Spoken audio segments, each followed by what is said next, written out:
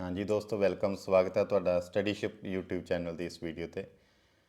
ਅੱਜ ਦੀ ਇਸ ਵੀਡੀਓ ਦੇ ਰਾਹੀਂ ਨਾਨ ਕਨਵੈਨਸ਼ਨਲ એનર્ਜੀ ਸੋਰਸਸ ਜਾਂ ਕਹਿ ਦਈਏ ਕਿ non conventional sources of energy, ਜਿਸ ਨੂੰ ਸ਼ਾਰਟ ਦੇ ਵਿੱਚ NCES ਬੋਲਿਆ ਜਾਂਦਾ ਹੈ, ਇਹਦੇ ਬਾਰੇ ਜਾਣਕਾਰੀ ਤੁਹਾਡੇ ਨਾਲ ਸਾਂਝੀ ਕਰਾਂਗੇ। ਇਸ ਟੌਪਿਕ ਦੀ ਜਿਹੜੀ ਇੰਟਰੋਡਕਸ਼ਨ ਹੈ ਉਹ ਇਸ ਵੀਡੀਓ ਦੇ ਵਿੱਚ ਤੁਹਾਨੂੰ ਮਿਲੇਗੀ।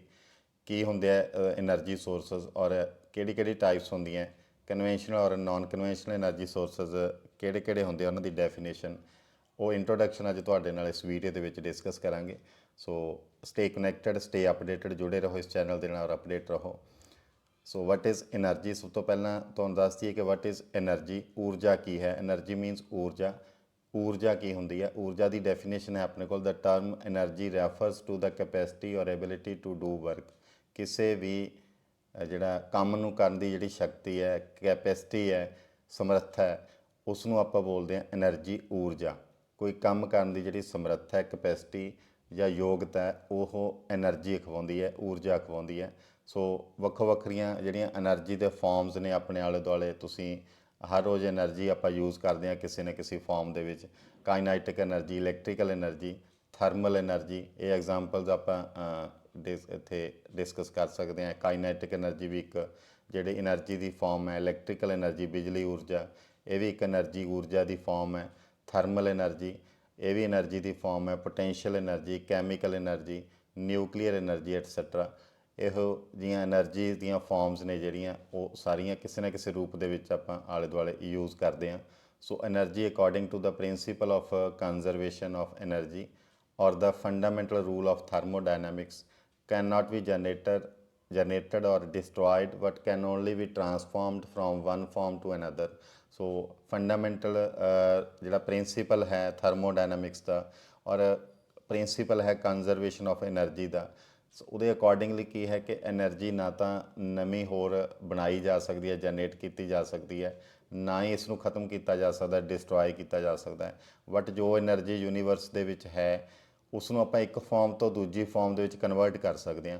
ਕਿਸੇ ਵੀ ਇੱਕ ਫਾਰਮ ਤੋਂ ਦੂਸਰੀ ਫਾਰਮ ਦੇ ਵਿੱਚ ਕਨਵਰਜਨ ਹੈ ਜਿਹੜੀ એનર્ਜੀ ਦੀ, ਉਹ ਕੀਤੀ ਜਾ ਸਕਦੀ ਹੈ। ਬਟ ਨਵੀਂ એનર્ਜੀ ਜਨਰੇਟ ਨਹੀਂ ਕੀਤੀ ਜਾ ਸਕਦੀ, ਨਾ ਹੀ ਡਿਸਟਰੋਏ ਕੀਤੀ ਜਾ ਸਕਦੀ ਹੈ, ਖ਼ਤਮ ਕੀਤੀ ਜਾ ਸਕਦੀ ਹੈ। ਸੋ ਵੱਖੋ ਵੱਖਰੇ ਜਿਹੜੇ એનર્ਜੀ ਦੀਆਂ ਫਾਰਮਸ ਨੇ, ਜਿਸ ਫਾਰਮ ਦੇ ਵਿੱਚ ਆਪਾਂ ਨੂੰ એનર્ਜੀ ਚਾਹੀਦੀ ਹੈ, ਉਸ ਫਾਰਮ ਦੇ ਵਿੱਚ એનર્ਜੀ ਨੂੰ ਆਪਾਂ ਕਨਵਰਟ ਕਰਕੇ ਯੂਜ਼ ਕਰ ਸਕਦੇ ਹਾਂ। ਅਗਲਾ ਜਿਹੜਾ ਹੈ ਸੋਰਸਸ ਆਫ એનર્ਜੀ। એનર્ਜੀ ਦੇ ਸਰੋਤ ਕਿਹੜੇ ਕਿਹੜੇ ਹੁੰਦੇ ਆ, એનર્ਜੀ ਦੇ ਸਾਧਨ ਕਿਹੜੇ ਕਿਹੜੇ ਹੁੰਦੇ ਆ, ਇਹਨਾਂ ਨੂੰ ਮੋਟੇ ਤੌਰ 'ਤੇ ਦੋ ਟਾਈਪਸ ਦੇ ਵਿੱਚ ਡਿਵਾਈਡ ਕੀਤਾ ਜਾਂਦਾ ਹੈ। ਇਹਦੀ ਕਲਾਸੀਫਿਕੇਸ਼ਨ ਹੈ ਜਿਹੜੀ ਵਰਗੀਕਰਨ ਹੈ, ਉਹ ਦੋ ਟਾਈਪਸ ਦੇ ਵਿੱਚ ਕੀਤਾ ਜਾਂਦਾ ਹੈ। ਪਹਿਲਾ ਹੈ ਕਨਵੈਨਸ਼ਨਲ, ਦੂਸਰਾ ਹੈ ਨਾਨ ਕਨਵੈਨਸ਼ਨਲ।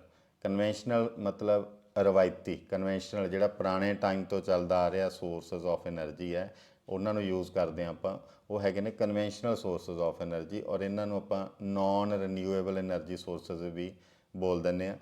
ਦੂਸਰਾ ਹੈ ਕਿਸਮ ਜਿਹੜੀ ਹੈ એનર્ਜੀ ਸੋਰਸਸ ਦੀ ਨਾਨ ਕਨਵੈਨਸ਼ਨਲ, ਜਿਹੜੇ ਕਿ ਰਵਾਇਤੀ ਨਹੀਂ ਹਨ, ਉਸ ਦਾ ਉਲਟ ਕਨਵੈਨਸ਼ਨਲ ਦਾ ਆਪੋਜਿਟ ਨਾਨ ਕਨਵੈਨਸ਼ਨਲ, ਜਿਹੜੇ ਰਵਾਇਤੀ ਸਰੋਤ ਨਹੀਂ ਹਨ ਊਰਜਾ ਦੇ, ਜਿਨ੍ਹਾਂ ਨੂੰ ਰੀਨਿਊਏਬਲ ਊਰਜਾ ਦੇ ਸਰੋਤ, ਰੀਨਿਊਏਬਲ ਸੋਰਸਸ ਆਫ એનર્ਜੀ ਵੀ ਬੋਲਿਆ ਜਾਂਦਾ ਹੈ, ਜਾਂ ਅਲਟਰਨੇਟਿਵ ਸੋਰਸਸ ਆਫ એનર્ਜੀ ਵੀ ਬੋਲ ਸਕਦੇ ਹਾਂ। So the sources of energy, ਪਹਿਲਾਂ ਕਨਵੈਨਸ਼ਨਲ ਸੋਰਸਸ ਦੱਸਦੀ ਹੈ ਤੁਹਾਨੂੰ। The sources of energy that are in use for long periods of time by humans and once finished cannot be replenished quickly are called conventional sources of energy। ਕਿ ਲੰਬੇ ਪੁਰਾਣੇ ਸਮੇਂ ਤੋਂ ਜਿਹੜਾ ਹਿਊਮਨ ਬੀਇੰਗ ਦੁਆਰਾ, ਮਨੁੱਖ ਦੁਆਰਾ એનર્ਜੀ ਦਾ ਸਰੋਤ ਜਿਹੜਾ ਵਰਤਿਆ ਜਾ ਰਿਹਾ, ਔਰ ਜਿਹੜਾ ਇੱਕ ਵਾਰੀ ਫਿਨਿਸ਼ ਹੋ ਜਾਵੇ ਔਰ ਇੱਕ ਵਾਰੀ ਉਹਦਾ ਸਟਾਕ ਹੈ ਜਿਹੜਾ ਖ਼ਤਮ ਹੋ ਜਾਵੇ, ਉਸ ਨੂੰ ਦੁਬਾਰਾ ਰੀਕ੍ਰੀਏਟ ਨਹੀਂ ਕੀਤਾ ਜਾ ਸਕਦਾ, ਉਸ ਨੂੰ ਰੀਪਲੈਨਿਸ਼ ਨਹੀਂ ਕੀਤਾ ਜਾ ਸਕਦਾ ਕੁਇਕਲੀ। ਉਸ ਨੂੰ ਬਣਨ 'ਤੇ ਜਿਹੜਾ ਹੈ ਟਾਈਮ ਲੱਗਦਾ ਹੈ। ਪਥਰਾਟ ਬਾਲਣ ਜਿਹੜਾ ਇਹਦਾ ਐਗਜ਼ਾਮਪਲ ਹੈ ਕਨਵੈਨਸ਼ਨਲ ਸੋਰਸਸ ਦਾ, ਜਿਵੇਂ ਕਿ ਕੋਲਾ, ਪੈਟਰੋਲੀਅਮ ਐਟਸੈਟਰਾ। ਕੋਲਾ ਅਤੇ ਪੈਟਰੋਲੀਅਮ ਹੈ ਜਿਹੜਾ, ਇਹਨੂੰ ਬਣਨ ਨੂੰ ਬਹੁਤ ਸਾਲ ਲੱਗਦੇ ਹੈ। ਪਥਰਾਟ ਬਾਲਣ ਜਿਹੜੇ ਤੁਸੀਂ ਸੁਣਿਆ ਹੋਣਾ, ਪੜ੍ਹਿਆ ਹੋਣਾ। ਸੋ ਜਿਹੜਾ ਕਿ ਬਹੁਤ ਸਮੇਂ ਤੋਂ, ਲੰਬੇ ਸਮੇਂ ਤੋਂ, ਪੁਰਾਣੇ ਟਾਈਮ ਤੋਂ, ਓਲਡ ਜਨਰੇਸ਼ਨਸ ਤੋਂ ਹਿਊਮਨ ਬੀਇੰਗ ਯੂਜ਼ ਕਰਦਾ ਆ ਰਿਹਾ, that is called conventional sources of energy or non renewable sources of energy, ਜਿਹੜੇ ਕਿ ਰਵਾਇਤੀ ਪਹਿਲਾਂ ਪੁਰਾਣੇ ਸਮੇਂ ਤੋਂ ਚੱਲਦੇ ਆ ਰਹੇ ਹੈ, ਉਹਨੇ conventional sources of energy. Or the sources of energy that are continuously replenished in nature and are widely available are called non-conventional because till now they are not used extensively in our daily life। दूसरी ਜਿਹੜੀ example ਇਹਦੀ definition ਹੈ non conventional energy sources ਦੀ ਕਿ the sources of energy ਊਰਜਾ ਦੇ ਉਹ ਸਰੋਤ that are continuously replenished in nature ਜਿਹੜੇ ਕਿ ਕੁਦਰਤ ਦੇ ਵਿੱਚ ਕੰਟੀਨਿਊਸਲੀ ਲਗਾਤਾਰ ਰੀਪਲੈਨਿਸ਼ ਹੋ ਰਹੇ ਨੇ ਜਿੰਨੀ ਉਹਨਾਂ ਦੀ ਵਰਤੋਂ ਕਰਦੇ ਆ ਉਹ ਉਹਨੇ ਦੁਆਰਾ ਰੀਕ੍ਰੀਏਟ ਹੋ ਜਾਂਦੇ ਆ ਉਹਨੇ ਦੁਆਰਾ ਹੋਰ ਉਹਨਾਂ ਦਾ ਸਟਾਕ ਹੈ ਜਿਹੜਾ ਰੈਡੀ ਹੋ ਜਾਂਦਾ ਹੈ ਐਂਡ ਆਰ ਵਾਈਡਲੀ ਅਵੇਲੇਬਲ ਬਹੁਤ ਵੱਡੀ ਮਾਤਰਾ ਦੇ ਵਿੱਚ ਬਹੁਤ ਜ਼ਿਆਦਾ ਮਾਤਰਾ ਦੇ ਵਿੱਚ ਅਵੇਲੇਬਲ ਹੈ ਨੇਚਰ ਦੇ ਵਿੱਚ ਜਿਹੜੇ ਸੋਰਸਸ ਨੇ ਉਹਨਾਂ ਨੂੰ ਆਪਾਂ ਬੋਲਦੇ ਹਾਂ ਨਾਨ ਕਨਵੈਨਸ਼ਨਲ ਗੈਰ ਰਵਾਇਤੀ ਜਾਂ ਇਹਨਾਂ ਨੂੰ ਆਪਾਂ ਬੋਲਦੇ ਨੇ alternative sources of energy alternative because ਇਹ ਕਨਵੈਨਸ਼ਨਲ ਦਾ ਅਲਟਰਨੇਟਿਵ ਦੇ ਤੌਰ ਤੇ ਵਰਤੇ ਜਾ ਰਹੇ ਆ ਬਦਲ ਦੇ ਤੌਰ ਤੇ ਵਰਤੇ ਜਾ ਰਹੇ ਆ ਸੋ ਇਹਨਾਂ ਨੂੰ ਅਲਟਰਨੇਟਿਵ ਸੋਰਸਸ ਆਫ એનર્ਜੀ ਵੀ ਬੋਲਦੇ ਆ ਜਾਂ ਇਹਨਾਂ ਨੂੰ ਨਾਨ ਕਨਵੈਨਸ਼ਨਲ ਜਾਂ ਰੀਨਿਊਏਬਲ ਬਿਕੋਜ਼ ਦੁਬਾਰਾ ਰੀਨਿਊ ਹੋ ਜਾਂਦੇ ਆ ਇਹ ਦੁਬਾਰਾ ਉਹਨੇ ਫਾਰਮ ਦੇ ਵਿੱਚ ਉਹਨੇ ਜਿਹੜੀ એનર્ਜੀ ਆ ਉਹ ਦੁਬਾਰਾ ਕ੍ਰੀਏਟ ਹੋ ਜਾਂਦੀ ਹੈ ਇਹਨਾਂ ਦਾ ਸਟਾਕ ਅਵੇਲੇਬਲ ਹੁੰਦਾ ਵਾਈਡਲੀ ਆਪਾਂ ਨੂੰ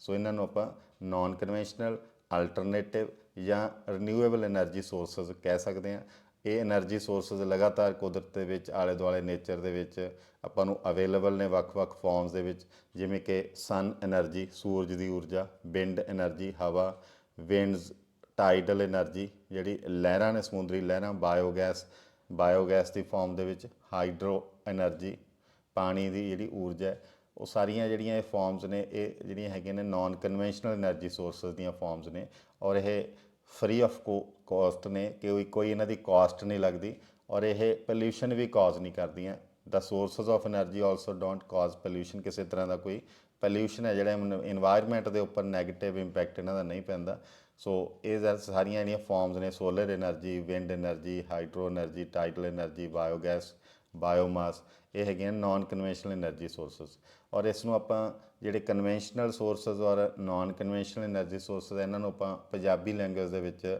ਨਵਿਆਉਣਯੋਗ ਊਰਜਾ ਦੇ ਸੋਮੇ ਜਾਂ ਨਾ ਨਵਿਆਉਣਯੋਗ ਊਰਜਾ ਦੇ ਸੋਮੇ ਵੀ ਬੋਲਦੇ ਆ ਨਵਿਆਉਣਯੋਗ ਜਿਹੜੇ ਦੁਬਾਰਾ ਨਵਿਆਏ ਜਾ ਸਕਣ ਦੁਬਾਰਾ ਰੀਕ੍ਰੀਏਟ ਹੋ ਸਕਣ ਜਿਨ੍ਹਾਂ ਨੂੰ ਰੀਨਿਊਏਬਲ ਜਾਂ ਅਲਟਰਨੇਟਿਵ ਬੋਲਦੇ ਆ ਸੋ ਨਾਨ ਕਨਵੈਨਸ਼ਨਲ ਨੂੰ ਆਪਾਂ ਨਵਿਆਉਣਯੋਗ ਊਰਜਾ ਦੇ ਸੋਮੇ ਕਹਿੰਦੇ ਆ ਔਰ ਕਨਵੈਨਸ਼ਨਲ ਜਿਹੜੇ ਸੋਰਸਸ ਨੇ ਪੁਰਾਣੇ ਸੋਰਸਸ ਕੋਲਾ ਪੈਟਰੋਲੀਅਮ ਵਗੈਰਾ ਉਹਨਾਂ ਨੂੰ ਨਾਨ ਰੀਨਿਊਏਬਲ ਜਾਂ ਨਾ ਨਵਿਆਏ ਜਾਣ ਵਾਲੇ ਊਰਜਾ ਦੇ ਜਿਹੜੇ ਸੋਮੇ ਹੈ ਇਹ ਨਾਮ ਦੇ ਕੇ ਆਪਾਂ ਇਹਨਾਂ ਨੂੰ ਬੁਲਾਉਂਦੇ ਆ ਸੋ ਇਹ ਜਿਹੜੇ ਵੱਖਰੇ ਸੋਰਸ ਹੈ ਆਪਣੇ ਆਲੇ ਦੁਆਲੇ ਅਵੇਲੇਬਲ ਹੈ the sun is the ultimate source of energy on our planet and some other forms of energy are obtained either directly or indirectly from the sun ਜਿਹੜਾ ਅਲਟੀਮੇਟ ਸੋਰਸ ਹੈ ਸਭ ਤੋਂ ਉੱਤਮ ਸੋਰਸ ਹੈ ਉਹ ਸੂਰਜ ਹੈ ਸੂਰਜੀ ਊਰਜਾ ਜਿਹੜੀ ਆਪਾਂ ਨੂੰ ਕਿਸੇ ਨਾ ਕਿਸੇ ਫਾਰਮ ਦੇ ਵਿੱਚ ਡਾਇਰੈਕਟ ਜਾਂ ਇਨਡਾਇਰੈਕਟ ਆਪਾਂ ਨੂੰ ਮਿਲਦੀ ਹੈ ਜਿਹੜੀਆਂ ਕਈ ਵੱਖਰੀਆਂ ਕਿਸਮ ਇਹਦੀਆਂ ਸੂਰਜੀ ਊਰਜਾ ਤੋਂ ਇਲਾਵਾ ਹੋਰ ਹੈਗੀਆਂ ਊਰਜਾ ਦੇ ਜਿਹੜੀ ਟਾਈਪਸ ਨੇ ਫਾਰਮਸ ਨੇ ਊਰਜਾ ਦੇ ਰੂਪ ਨੇ ਹੋਰ ਉਹ ਆਪਾਂ ਨੂੰ ਕਿਤੇ ਨਾ ਕਿਤੇ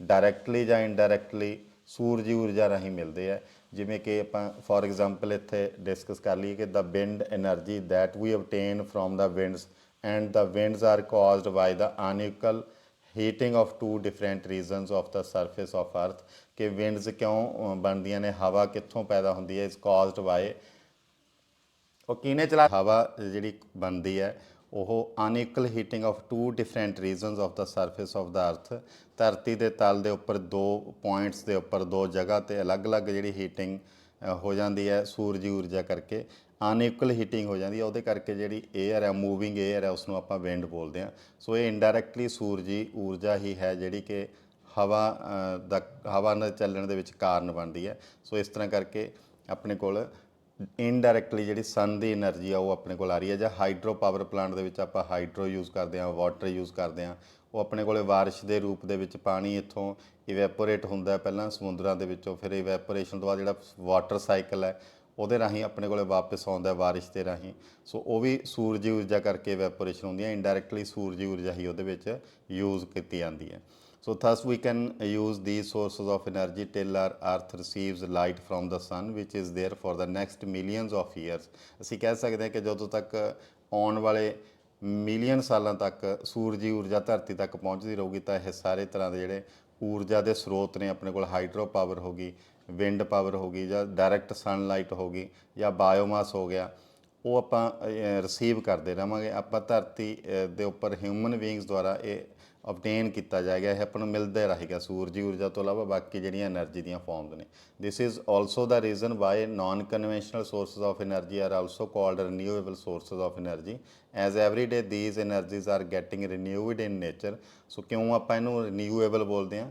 ਕਿਉਂਕਿ ਇਹ ਕੁਦਰਤ ਦੇ ਵਿੱਚ ਹਰ ਰੋਜ਼ ਐਵਰੀ ਡੇ ਇਹ ਜਿਹੜੀ ਰੀਨਿਊ ਹੋ ਰਹੀ ਹੈ એનર્ਜੀ। ਅੱਜ ਸੂਰਜ ਹੈ ਜਿਹੜਾ ਉਹ ਛਿਪ ਗਿਆ ਤਾਂ ਕੱਲ ਦੁਬਾਰਾ ਉਸਨੇ ਆਪਾਂ ਨੂੰ ਲਾਈਟ ਔਰ ਹੀਟ એનર્ਜੀ ਜਿਹੜੀ ਹੈ ਦੇਣੀ ਸ਼ੁਰੂ ਕਰ ਦੇਣੀ ਹੈ। ਔਰ ਜਿਹੜੀ ਹਵਾ ਹੈ ਉਹ ਚੱਲਦੀ ਰਹਿਣੀ ਆਉਣ ਵਾਲੇ ਸਾਲਾਂ ਤੱਕ, ਜਦੋਂ ਤੱਕ ਸੂਰਜੀ ਊਰਜਾ ਧਰਤੀ ਤੱਕ ਪਹੁੰਚ ਰਹੀ ਹੈ। ਸੋ ਤਾਂ ਕਰਕੇ ਇਹਨਾਂ ਨੂੰ ਆਪਾਂ ਰੀਨਿਊਏਬਲ એનર્ਜੀ ਸੋਰਸਸ ਬੋਲਦੇ ਨੇ, ਬਿਕੋਜ਼ ਇਹ ਹਰ ਰੋਜ਼ ਜਿਹੜੇ ਨੈਚੁਰਲ ਜਿਹੜੇ ਸੋਰਸਸ ਆਫ એનર્ਜੀ ਹੈ ਇਹ ਰੀਨਿਊ ਹੋ ਰਹੇ ਆ।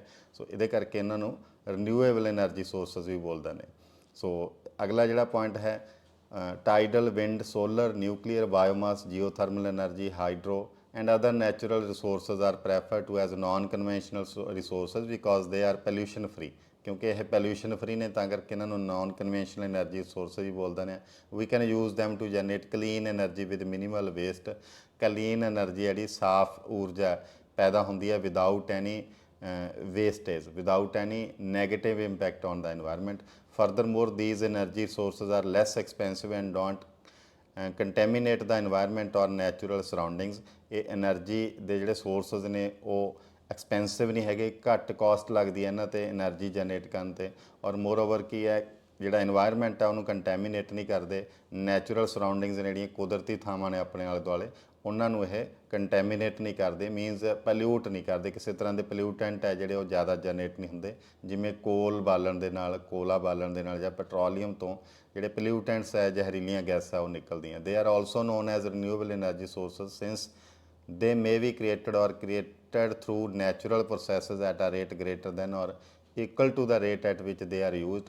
ਤਾਂ ਕਰਕੇ ਵੀ ਇਹਨਾਂ ਨੂੰ ਰੀਨਿਊਏਬਲ એનર્ਜੀ ਸੋਰਸਸ ਬੋਲਦੇ ਆ, ਬਿਕੋਜ਼ ਜਿਸ ਰੇਟ 'ਤੇ ਜਿਹੜੀ ਦਰ 'ਤੇ ਇਹ ਵਰਤੋਂ ਦੇ ਵਿੱਚ ਲਿਆਏ ਜਾ ਰਿਹਾ, ਉਸ ਤੋਂ ਜ਼ਿਆਦਾ ਦਰ 'ਤੇ, ਉਸ ਤੋਂ ਜ਼ਿਆਦਾ ਜਿਹੜਾ ਹੈ ਘੱਟ ਸਮੇਂ ਦੇ ਵਿੱਚ ਇਹ ਦੁਬਾਰਾ ਕ੍ਰੀਏਟ ਕੀਤੇ ਜਾ ਸਕਦੇ ਆ ਨੈਚੁਰਲੀ, ਕੁਦਰਤੀ ਤੌਰ 'ਤੇ। ਤਾਂ ਕਰਕੇ ਵੀ ਰੀਨਿਊਏਬਲ એનર્ਜੀ ਸੋਰਸਸ ਆਪਾਂ ਇਹਨਾਂ ਨੂੰ ਬੋਲਦੇ ਹਾਂ। ਸੋ ਇਹ ਸੀ ਇੰਟਰੋਡਕਸ਼ਨ ਰੀਨਿਊਏਬਲ એનર્ਜੀ ਸੋਰਸਸ ਔਰ ਨਾਨ ਰੀਨਿਊਏਬਲ એનર્ਜੀ ਸੋਰਸਸ ਜਾਂ conventional and naan conventional energy sources.